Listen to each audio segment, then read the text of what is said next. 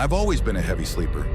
You know, the type of person who can sleep through anything. Thunderstorms, loud music, even the occasional earthquake. So when I moved into my new apartment, I didn't think much of the strange creaking sounds at night.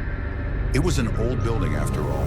But then the whisper started. It began softly, just a faint murmur that I dismissed as the wind or the neighbors. But as the weeks passed, the whispers grew clearer. I would wake in the middle of the night, heart racing, to the sound of a voice calling my name, soft yet unnerving. I'd sit up in bed, listening intently, but the moment I did, it would stop. One night, I finally decided to investigate.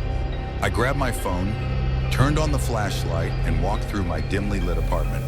The sound seemed to be coming from the walls, particularly one spot near the corner of my bedroom. I pressed my ear against it, straining to listen. "Help me!" a voice pleaded, barely audible but distinctly human. I stepped back, a chill running down my spine. I was alone, right? The thought sent a wave of fear coursing through me. I called the building manager the next day, but he brushed it off.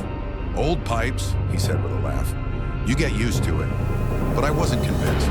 That night I recorded the sounds on my phone, hoping to catch something tangible. The whispers were there, and I played it back, hearing the voice more clearly than before. "Let me out." The following week, the whispers intensified. I felt an overwhelming sense of dread every time I entered my room. I started to see dark shadows moving in my peripheral vision. I was exhausted, barely able to sleep. My friends noticed the change in me, my paranoia growing. Then one night, I woke up to a soft tapping sound. It was rhythmic, almost like a heartbeat. My heart raced as I lay still, listening. The tapping stopped, and the whispering began again, louder this time. "I'm here, let me out." Panicking, I grabbed my phone and turned on the flashlight. The light flickered, casting eerie shadows across the walls. I moved toward the sound, driven by fear and a strange compulsion to respond. When I reached the spot, I noticed a small crack in the wall. My hands trembled as I pressed against it, and to my horror, the crack widened slightly, as if something was pushing from the other side. I pulled back, realizing I needed to leave.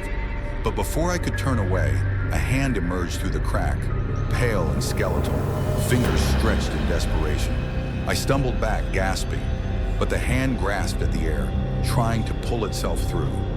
In that moment, the whispers grew into frantic screams. "Help me! Let me out!"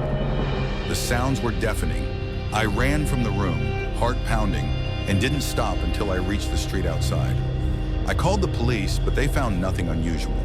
They searched the building, but the walls were solid, no sign of anything amiss. I couldn't stay there another night. I packed my bags and left, moving in with a friend. Months later, I got a text from an old neighbor. The apartment had been empty for weeks, but they'd heard something strange coming from it. Like a child's voice, they wrote, crying for help. I didn't respond. I didn't want to know, but sometimes late at night, I still hear the whispers in my dreams. "Let me out. Help me." And I wonder if I'll ever be free from the man in the wall.